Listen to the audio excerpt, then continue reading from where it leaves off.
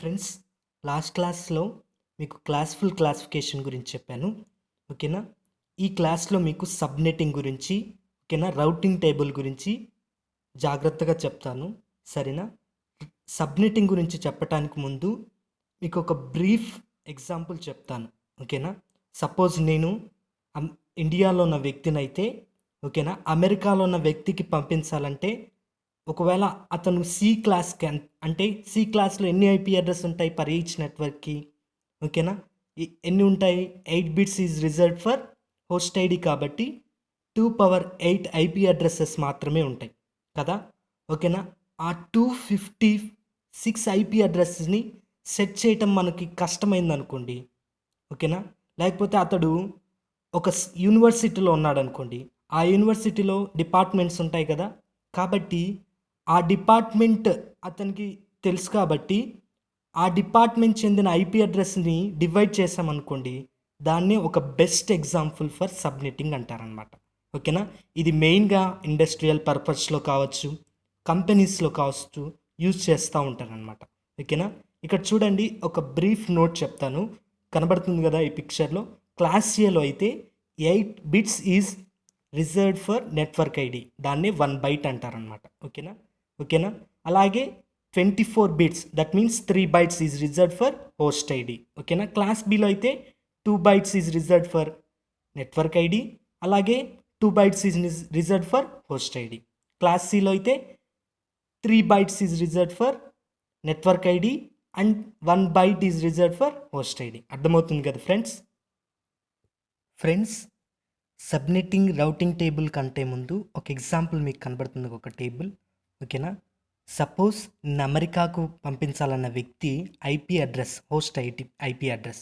ఓకేనా? నేను చెప్పాను కదా, పర్ ఈచ్ నెట్వర్క్లో, ఓకేనా, first IP address used for network ID, last ID is used for broadcast address, that is directed broadcast address.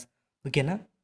అలాగే లిమిటెడ్ బ్రాడ్కాస్ట్ అడ్రస్ ఎప్పటికి కూడా 32 బిట్స్ ఈజ్ ఆల్వేస్, ఓకేనా, వన్స్ ఉంటుంది. ఓకే కదా ఫ్రెండ్స్? సపోజ్ ఎగ్జాంపుల్ క్లాస్ ఏలో, ఓకేనా, 120.1.2.3 అనే network తీసుకున్నాను అనుకోండి. నేను చెప్పాను కదా, 3 byte is used for host ID. కాబట్టి హోస్ట్ ఐడి పార్ట్లో ఆల్ జీరోస్ పెడితే that is first IP address of the network. ఓకేనా? దాన్ని నెట్వర్క్ ఐడికి యూజ్ చేస్తారని చెప్పాను. ఓకేనా? దీంట్లో ఆల్ వన్స్ పెడితే that is used for directed broadcast address అని చెప్పాను. అలాగే limited broadcast address is same for all networks. ఓకేనా ఫ్రెండ్స్? కాబట్టి పర్ ఈచ్ నెట్వర్క్లో 2 ఐపీ అడ్రస్ రిమూవ్ చేస్తారు. ఓకేనా ఫ్రెండ్స్? సబ్నెట్టింగ్ అంటే ఏంటంటే dividing big network to a section of smaller network which are power of 2. ఓకేనా? ఆ స్మాలర్ నెట్వర్క్స్ అనేవి పవర్ ఆఫ్ 2లో ఉండాలి. ఓకేనా? 2 పవర్ 1 కానీ, 2 పవర్ 2 కానీ, 2 పవర్ 4 కానీ. ఓకేనా? దీన్ని సబ్నెట్టింగ్ అంటారనమాట. లేకపోతే 3 నెట్వర్క్స్ని త్రీ పార్ట్స్గా డివైడ్ చేయాలంటే, ఒక బిగ్ నెట్వర్క్ని 3 పార్ట్స్గా కానీ, ఓకేనా, డివైడ్ చేయాలంటే, మనకు అనుకున్నట్లుగా మనం డివైడ్ చేయాలంటే దాన్ని, ఓకేనా, వేరియబుల్ లెంత్ సబ్నెట్ మాస్కింగ్ అంటారనమాట. అది వేరేది. ఓకేనా? ఇప్పుడు సబ్నెట్టింగ్ గురించి చూద్దాం.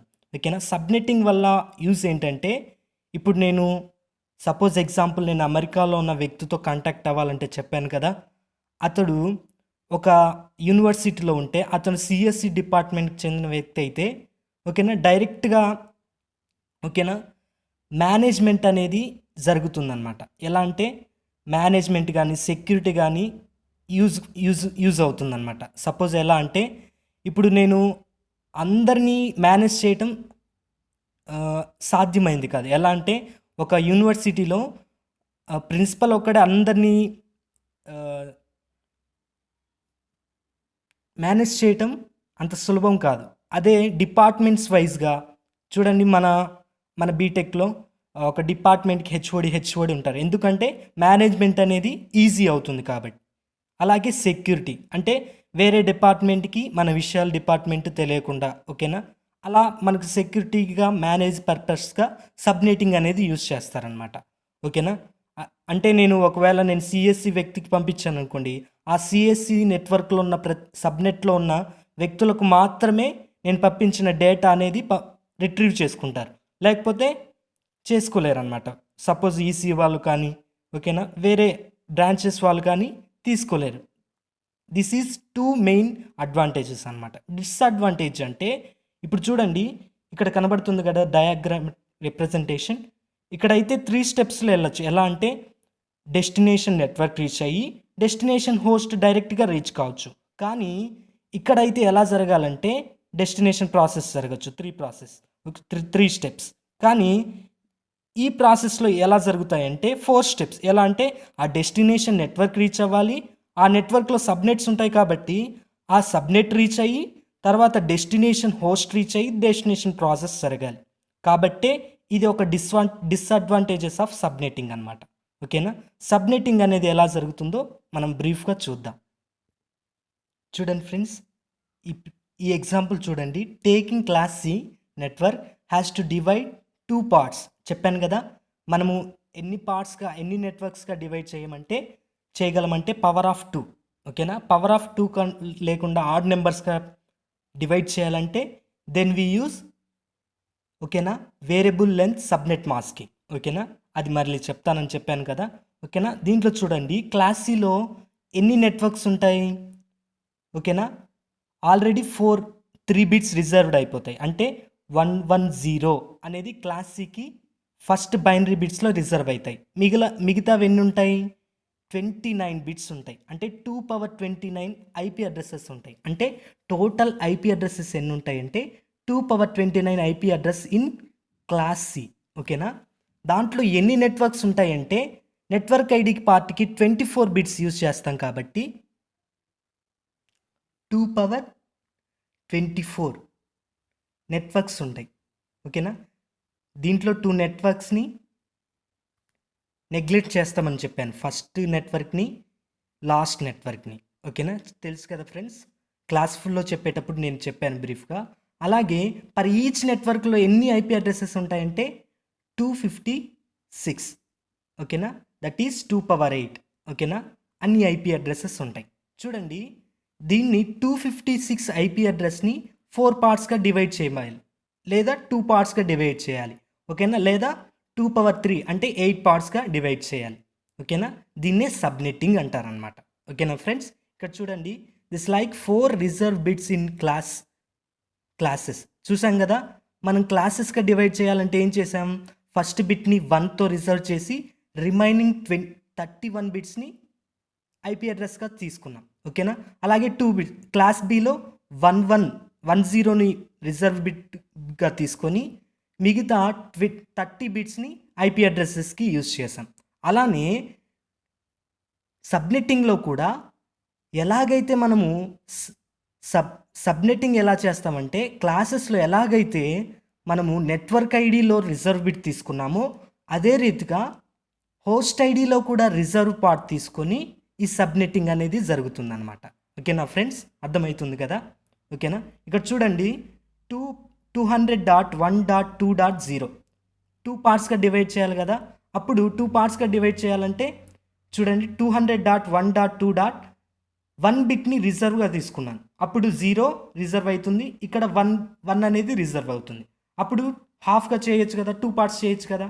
అప్పుడు ఏమవుతుంది? ఇది 200.1.2.0002 ఆల్ వన్స్ వచ్చేంత వరకు 0.111111 అంటే 7 వన్స్ వచ్చేంత వరకు ఈ నెట్వర్క్ అనేది ఐపీ అడ్రసెస్ ఉంటాయన్నమాట. మనకు తెలుసు కదా, ఈ సబ్నెట్లో కూడా ఫస్ట్ ఐపీ అడ్రస్ అనేది సబ్నెట్ ఐడికి యూజ్ చేస్తారు. That is also called as network ID of the entire network. ఓకేనా. అలాగే ఈ సబ్నెట్కి డైరెక్టెడ్ బ్రాడ్కాస్ట్ అడ్రస్ ఏంటి? 200.1.0.0 ఆల్ 7 వన్స్. ఓకేనా, ఇదెంత? 127 అంటే 0 to 127. ఓకేనా, 0 అనేది ఏంటి? Subnet ID. Directed broadcast of this subnet ఏంటి? 200.1.2.127. ఓకేనా, అర్థమవుతుంది కదా ఫ్రెండ్స్. అలాగే 200.1.2.1 అంటే ఏంటంటే 1.000 ఆల్ జీరోస్ అయితే అదేంటంటే 128 అనమాట. ఓకేనా, దాన్నే ఫస్ట్ది కాబట్టి ఐపీ అడ్రస్ కాబట్టి అది సబ్నెట్ ఐడిగా తీసుకుంటాం. ఓకేనా? లాస్ట్ ఐపీ అడ్రస్ని దేనిగా తీసుకుంటాం? Directed broadcast address of this subnet. ఓకేనా? అర్థమవుతుంది కదా ఫ్రెండ్స్. అలాగే నెక్స్ట్ 4 పార్ట్స్గా తీసుకుంటే చూడండి, ఇక్కడ చూడండి 00 అంటే హోస్ట్ ఐడి పార్ట్లో 2 బిట్స్ని రిజర్వ్ తీసుకుంటాం. 00, 01, 10, 11. అలాగే 8 పార్ట్స్ చేయాలనుకుంటే ఏం చేయొచ్చు? 3 బిట్స్ని రిజర్వ్గా తీసుకుంటాం. చూడండి 000, 001, 010, 011, 100, 101, 110, 111. అర్థమైంది కదా ఫ్రెండ్స్? ఇది సబ్నెట్టింగ్ అనమాట. సబ్నెట్ మాస్కింగ్ గురించి చెప్తాను. ఇది ఎందుకు యూజ్ చేస్తారంటే ఐడెంటిఫికేషన్ వన్ డిసడ్వాంటేజ్ కదా, అంటే మోర్ టైం తీసుకుంటుంది కానీ ఐడెంటిఫికేషన్ అనేది జరుగుతుంది. ఓకేనా? ఇది ఎలా జరుగుతుందంటే చూడండి, నేను ఇండియాలో ఉన్న వ్యక్తినైతే అమెరికాలో ఉన్న వ్యక్తికి రీచ్ కావాలంటే ఓకేనా, రౌటర్ ఏం చేస్తుందంటే దీని హెల్ప్తో తీసుకొని ఓకేనా, సబ్నెట్టింగ్ ఉందనుకోండి, ఈ రౌటర్ ఏం చేస్తుందంటే ఏ సబ్నెట్కి వెళ్ళాలి అనేది డిసైడ్ చేస్తుంది అనమాట. అర్థమవుతుంది కదా ఫ్రెండ్స్? అంటే 4 సబ్నెట్స్ ఉన్నాయనుకోండి, నేను పంపించిన ఐపీ అడ్రస్ ఇది ఫోర్త్ సబ్నెట్లో ఉందనుకోండి, ఈ రౌటర్ అనేది ఏం చేస్తుందంటే 4th సబ్నెట్కి చేరుతుందన్నమాట. అంటే ఆ డేటాని ప్యాకెట్ని పాస్ ఆన్ చేస్తుంది. అర్థమైంది కదా ఫ్రెండ్స్? ఓకేనా? ఐడెంటిఫికేషన్ పర్పస్కి ఈ సబ్నెట్ మాస్కింగ్ అనేది యూజ్ చేస్తారు. ఓకేనా? ఇది 32 బిట్స్ ఉంటుంది. ఓకేనా? Network ID, subnet ID all ones పెడతారనమాట. సపోజ్ నేను చెప్పాను కదా 2 పార్ట్స్ చేయాలంటే సబ్నెట్ ఐడి ఎన్ని బిట్స్ ఉంటాయి? క్లాస్ సిలో మామూలుగా అయితే 24 bits is used for network ID. ఓకేనా? అలాగే 8 bits is used for host ID. కానీ సబ్నెట్ ఐడికి వచ్చేసరికి ఎన్ని బిట్స్ యూజ్ చేస్తారు? 2 పార్ట్స్కి అయితే 25 బిట్స్ యూజ్ చేస్తారు. ఓకేనా? అలాగే 4 పార్ట్స్కి అయితే 26 బిట్స్ యూజ్ చేస్తారు. 8 పార్ట్స్కి అయితే 8 నెట్వర్క్స్గా డివైడ్ చేయాలనుకుంటే, సబ్నెట్ చేయాలనుకుంటే ఎన్ని యూజ్ చేస్తారు? 24 + 3. అలా ఆ సబ్నెట్ ఐడి, నెట్వర్క్ ఐడి ఓకేనా ఆల్ వన్స్ పెడతారనమాట సబ్నెట్ మాస్కింగ్ కనుక్కోవాలంటే. అలాగే హోస్ట్ ఐడి ఉంటుంది కదా రిమైనింగ్, ఆ హోస్ట్ ఐడి పార్ట్లో ఆల్ జీరోస్ పెడతారనమాట. దాన్నే సబ్నెట్ మాస్క్ అంటారనమాట. అలాగే ఇక్కడ చూడండి ఎగ్జాంపుల్గా in 4 subnets in class C. ఓకేనా? చూడండి సబ్నెట్ మాస్కింగ్ ఏమవుతుంది? ఆల్ వన్స్ 4 సబ్నెట్స్ అయితే ఎన్ని రిజర్వ్ అవుతాయి బిట్స్? 2 కదా హోస్ట్ ఐడి పార్ట్లో, కాబట్టి 24 + 2. ఓకేనా? చూడండి 24 + 2. ఓకేనా? 24 + 2 ఎంత? 26. ఓకేనా? Remaining 6 bits is used for host ID కాబట్టి 6 బిట్స్లో జీరోస్ పెట్టారు. ఓకేనా ఫ్రెండ్స్? ఇక్కడ చూడండి దాని సబ్నెట్ మాస్కింగ్ ఎంత వచ్చిందో 255.255.255.192. ఓకేనా? ఇది క్లాస్ సిలో ఉన్న ఓకేనా 4 సబ్నెట్స్గా డివైడ్ చేస్తే ఒక నెట్వర్క్ని. ఓకేనా? ఇప్పుడు చూడండి how to identify using subnet mask wear the required subnet. ఓకేనా? ఏ ఐపీ అడ్రస్ మనకు కావాల్సిన ఐపీ అడ్రస్ ఏ సబ్నెట్లో ఉంది కనుక్కోవడానికి ఎలా సబ్నెట్ మాస్క్ అనేది యూజ్ అవుతుందో ఇప్పుడు చూద్దాం. ఎలా అంటే మనం సబ్నెట్ మాస్కింగ్ ఎలా కనుక్కుంటామని చెప్పాను. ఓకేనా? నెట్వర్క్ ఐడి పార్ట్లో సబ్నెట్ ఐడి పార్ట్లో ఆల్ వన్స్ పెట్టి హోస్ట్ ఐడి పార్ట్లో జీరోస్ పెడితే అది సబ్నెట్ మాస్క్ అని చెప్పాను. ఓకేనా? ఆ సబ్నెట్ మాస్క్ని అలాగే మనకు కావాల్సిన ఐపీ అడ్రస్ యొక్క ఓకేనా ఐపీ అడ్రస్ని బిట్ వైజ్ అని చేస్తే మనకు కావాల్సిన సబ్నెట్ ఐడి వస్తుందన్నమాట. సపోజ్ ఎగ్జాంపుల్ చూడండి 255.255.255.192 వచ్చింది. దేనికి? 4 నెట్వర్క్స్ ఇన్ క్లాస్ సికి. ఓకేనా? అంటే ఇప్పుడు చూడండి మనకు 200.1.2.10 అనేది మనకు కావాల్సిన రిక్వైర్డ్ ఐపీ అడ్రస్. ఓకేనా? ఇది ఏ సబ్నెట్లో ఉందంటే 200.1.2.0 సబ్నెట్లో ఉంటుంది, అంటే ఈ సబ్నెట్లో ఉంటుంది. ఓకేనా? అర్థమవుతుంది కదా ఫ్రెండ్స్? ఇది సబ్నెట్టింగ్ గురించి. సబ్నెట్టింగ్లో సబ్నెట్ మాస్క్ ఎలా యూజ్ అవుతుంది, సబ్నెట్ మాస్క్ యూజ్ చేసుకొని ఎలా ఆ రౌటర్ యూజ్ చేసుకొని ఆ సబ్నెట్ ఐడి కనుక్కొని వాటికి ఇన్ఫర్మేషన్ ప్యాకెట్ రీచ్ చేస్తాం అనేది. ఓకేనా ఫ్రెండ్స్? అలాగే రౌటింగ్ టేబుల్ గురించి చెప్తాను. కనబడుతుంది కదా ఫ్రెండ్స్? ఈ రౌటింగ్ టేబుల్ అనేది ఏంటంటే ఓకేనా, నెట్వర్క్ ఐడి, ఓకేనా, సబ్నెట్ మాస్క్, ఇంటర్ఫేస్ అంటే ఏ ఇంటర్ఫేస్ గుండా వెళ్తుంది. ఓకేనా? సో ఇక్కడ చూడండి ఈ డయాగ్రామ్ 200.1.2.0 చెప్పాను కదా. ఈ 4 పార్ట్స్గా డివైడ్ చేస్తే క్లాస్ సిని 4 సబ్నెట్స్గా డివైడ్ చేస్తే ఇది ఏ సబ్నెట్లో ఉంటుంది? ఫస్ట్ సబ్నెట్లో ఉంటుంది. ఓకేనా? సబ్నెట్ మాస్కింగ్ ఏంటి దీనికి? 255.255.255.192 ఏ ఇంటర్ఫేస్ గుండా వెళ్తుంది? క్లాస్ ఏ ఇంటర్ఫేస్ ఏ గుండా వెళ్తుంది. ఓకేనా? 64 కాబట్టి ఇక్కడ 64 ఇక్కడ ఉంది కాబట్టి ఎక్కడి నుంచి వెళ్తుంది? సబ్నెట్ మాస్క్ ఏమవుతుంది? ఆల్ సబ్నెట్ మాస్క్ అనేది సేమ్ అనమాట. ఓకేనా?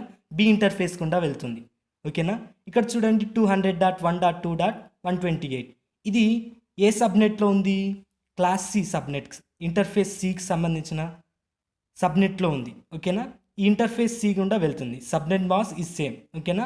అలాగే ఈ క్లాస్ సిలో ఉన్న 200.1.2.192 అనే ఐపీ నెట్వర్క్ ఐడి ఓకేనా, సబ్నెట్ మాస్క్ ఈజ్ సేమ్. ఓకేనా? ఇంటర్ఫేస్ ఏ ఇంటర్ఫేస్ గుండా వెళ్తుందంటే డి ఇంటర్ఫేస్ గుండా వెళ్తుంది. ఓకేనా? Thank you for watching. Thank you friends. Your Santosh.